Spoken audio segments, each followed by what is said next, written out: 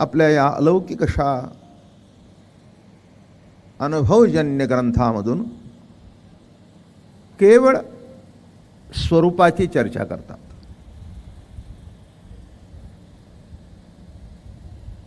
संचित, क्रियमाण, प्रारब्ध, मागील जन्म, पुढील जन्म,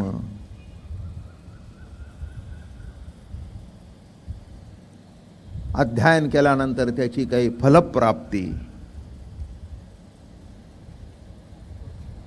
बरं का. गीतेचा पाठ केल्यानंतर काय होतं? फलप्राप्ती आहे. काही प्रत्येक ग्रंथाची फलप्राप्ती आहे. याचं तुमचं जीवन हेच फलद्रूप आहे. तुमचं जीवन हेच फळ आहे. याच्यापेक्षा निराळं काही मिळवायचं नाही, प्राप्त करून घ्यायचं नाही. फक्त श्रीहरी तुमच्या रूपाने कसा प्रगट झालाय तेवढं बघायचं. आणि प्रगट झाल्यानंतर एवढंच कळायचं की तो आणि तुम्ही भिन्न नाही. नामे अमृतानुभव.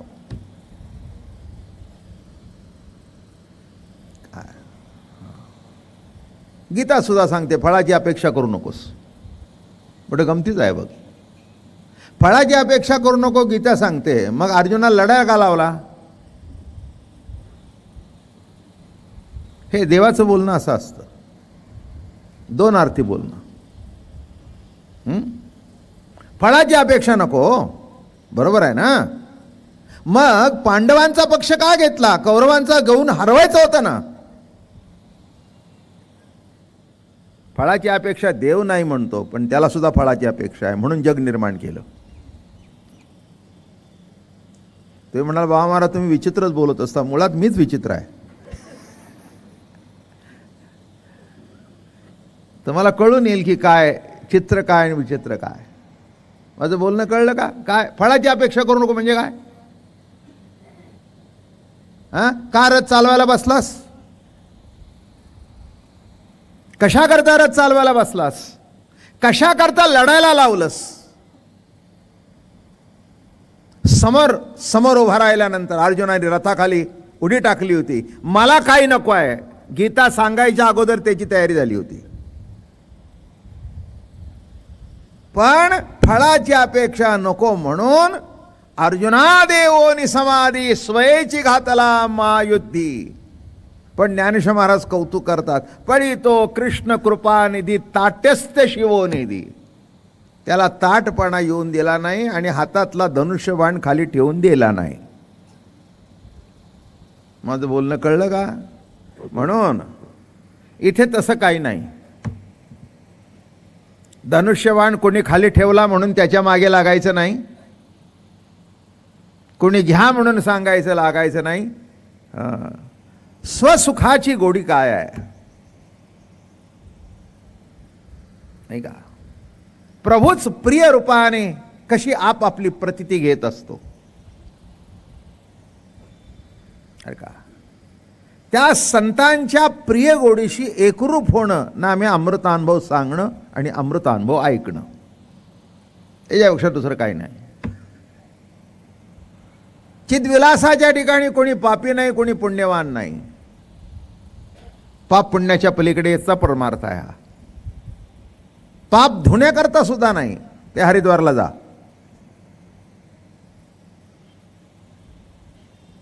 धुतलं तर धुतलं, नाही तर वर तरंगत राहतं. तेलाचा तवंगच असा असतो ना. अगदी वचन सत्य आहे की गंगेमध्ये स्नान गेल्यानंतर पाप धुतलं जाते, 100% खरं आहे. पण ते वर तरंगत राहतं. तुम्ही वर आला की तुमच्या अंगावर धुलीसारखं भरून बॅक टू पुणे.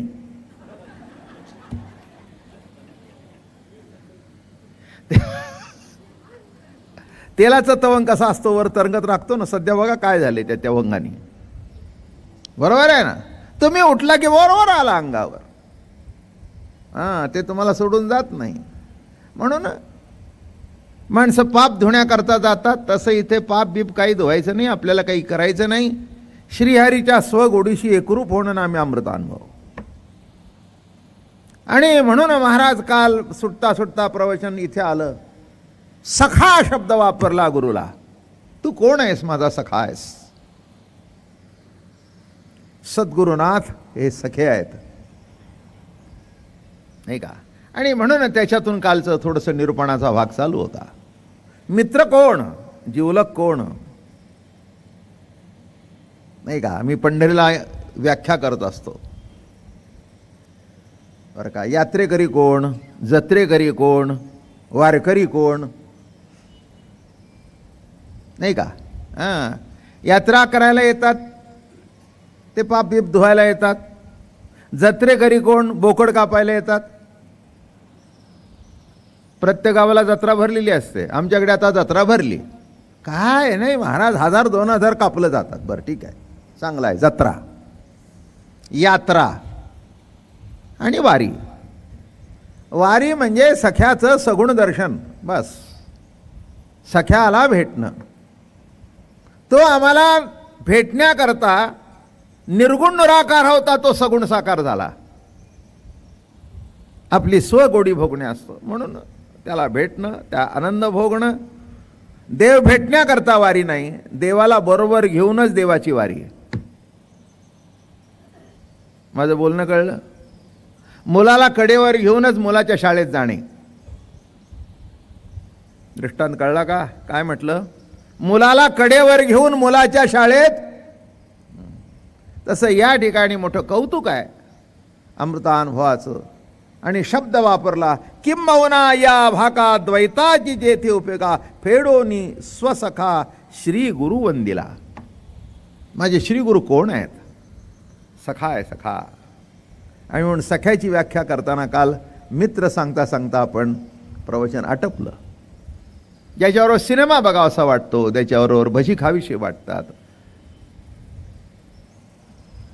बरं का. कुठच्या तरी गार्डनच्या कट्ट्यावर बसून गप्पा माराविषयी वाटतात, टिंगल टवाळी कराविषयी वाटते. असा जो तो मित्र कालांतराने बदलत जातात, संपत जातात. आयुष्यात कितीतरी येतात आणि कितीतरी जातात. मी शाळा सोडली आणि पुन्हा शाळेतला एकही मित्र मला पुन्हा आजपर्यंत भेटला नाही. आता त्यातले किती वर गेले आणि किती खाली शिल्लक राहिले कोणाला माहीत. आश्चर्य सांगतो मी. कधीही असं चुकून सुद्धा कधी गाडीत कोणी भेटलाय किंवा काही पत्ता नाही. शाळा सुटली, मित्र संपले, तेवढ्यापुरते मित्र असतात. मग ओघाओघामध्ये जमलेले मित्र निराळे, बरं का. जास्ती वाढवत नाही विषय. मग त्यातल्या त्यात मित्रामध्ये एखादा जिवलग असतो.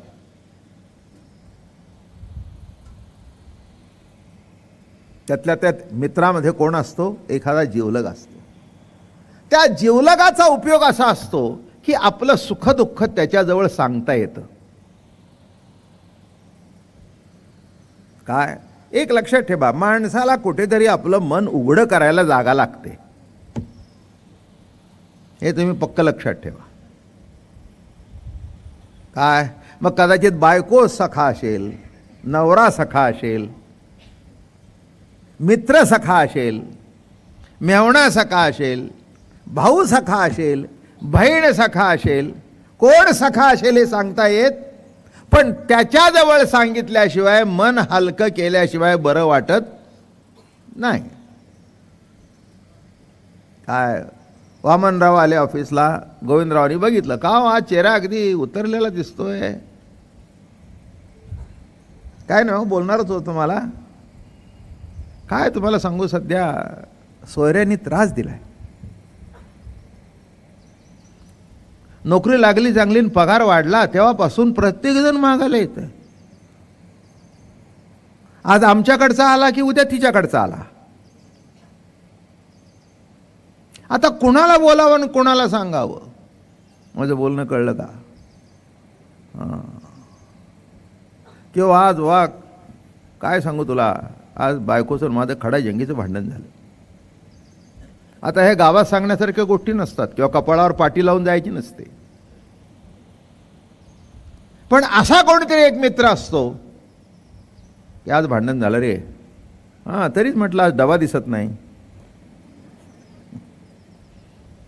तरीच म्हटलं आज खातात काय डबा दिसत नाही. तिला सांगितलं आजपासून डबा बिबा काही करायचं नाही, माझं मी बघून घेईन. काय हे आता हे काय संबंध ऑफिसवर सांगायचं का, आज मी बायकोबरोबर भांडलो, बायकोबरोबर भांडलो. तोही सांगत असतो, अरे तुझं तसं झालं, माझं काल झालं होतं, फक्त मी बोललो नाही. काय ते म्हणले तुझं, त्याचं तिसरंच होतं. मुलगा इतका विचित्र वागतो म्हणला, अंगावरून गेला तरी बघत नाही. जिवलग, कळलं का तुम्हाला? हां, म्हणून असा जिवलग सुद्धा असावा की ज्याच्याजवळ आपल्याला सुखदुःखाच्या गोष्टी सांगता येतात. आणि सखा हा सगळं श्रेष्ठ आहे. त्याला काही सांगावं लागत नाही, नुसतं चेहऱ्याकडे बघितलं की कळतं की इथे काहीतरी बिघडलंय. तो सखा. तुका म्हणे सखे हरीचे ते दास, अहो सखे साजणी ज्ञानाबाई ओ हरणी. नाही का? सद्गुरुनाथ हे सखे आहेत, संत हे सखे आहेत. आपल्या अंतःकरणातली व्यथा त्यांना बरोबर कळत असते आणि कुणी काही सांगावं लागत नाही, न सांगता कळतं. माझं बोलणं कळलं का? तेव्हा सगळे काही सखे नसतात. जवळचे जरी वाटले तरी आपल्या वाईटात सुद्धा आनंद भोगणारे असतात. माझं बोलणं कळलं का? कशात आनंद भोगतात? आपल्या वाईटात सुद्धा. एखादे वाईट घडलं तर त्याच्यामध्ये सुद्धा आनंद भोगत असतात. ही जीवनाची मोठी गंमत आहे. आणि म्हणून महाराज म्हणाले सखे. कोण सखे?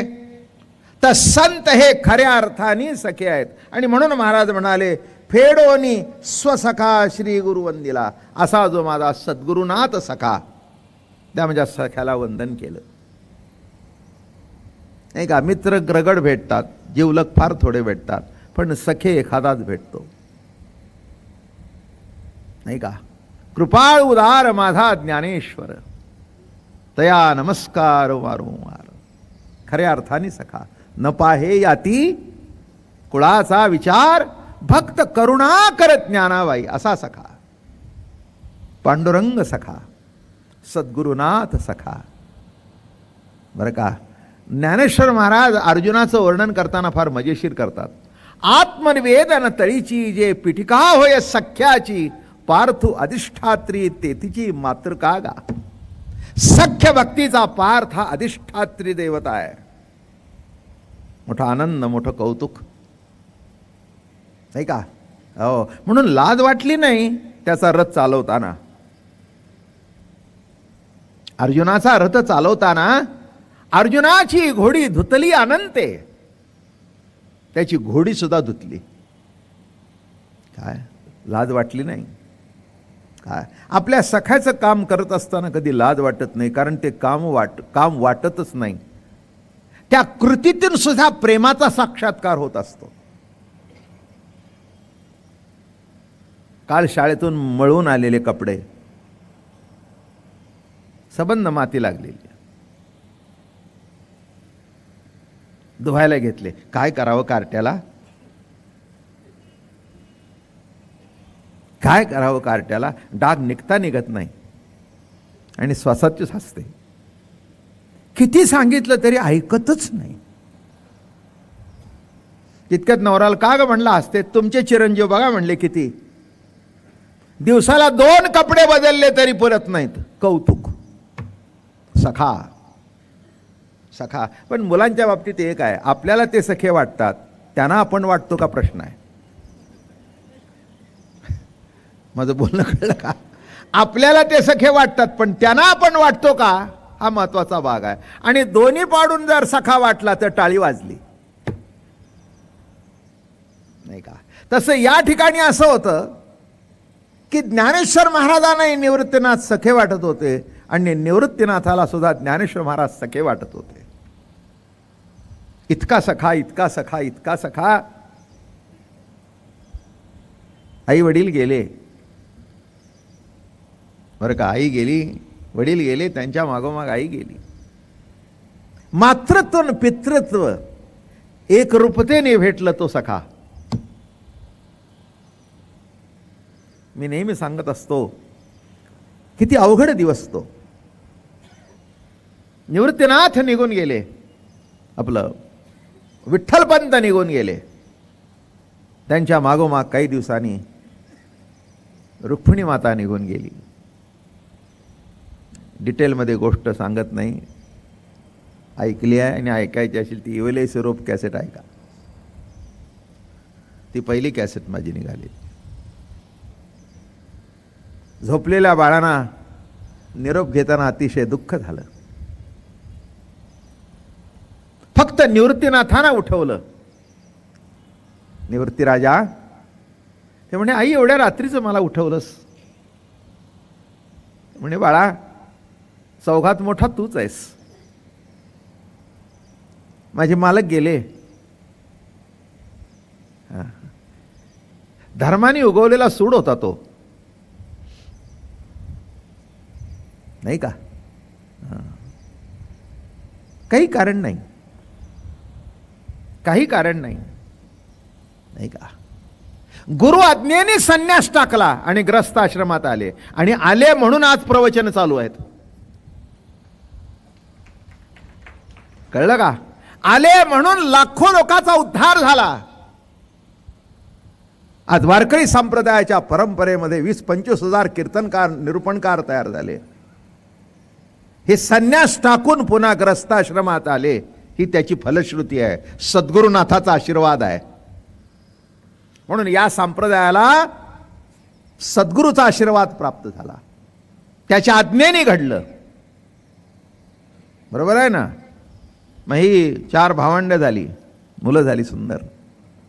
आणि विठ्ठल पंतांच्या मागे जाताना एक एक दिवस आईसाहेबांनी दुःखाने काढला. काय असतं, मुलं किती जरी असली तरी शेवटी पती पत्नीमधलं सख्य हे अतूट असायला पाहिजे. असतं असं म्हटलं नाही मी, असायला पाहिजे असं म्हटलं. बरं का? दोघांनाही असं वाटलं पाहिजे की एकाशिवाय एक असू नये. हा सुद्धा अमृतानुभव आहे, नाही का? जीवशिवाचं ऐक्य कळणं, सद्गुरु शिष्याचं ऐक्य कळणं आणि पती पत्नीतलं संसारातलं ऐक्य, हा सुद्धा अमृत अनुभव आहे. आणि मग तिथला जो अनुभव आहे तो अलौकिक आहे. आणि म्हणून कसं राहावं आता? कसे तरी दिवस काढले, पण अति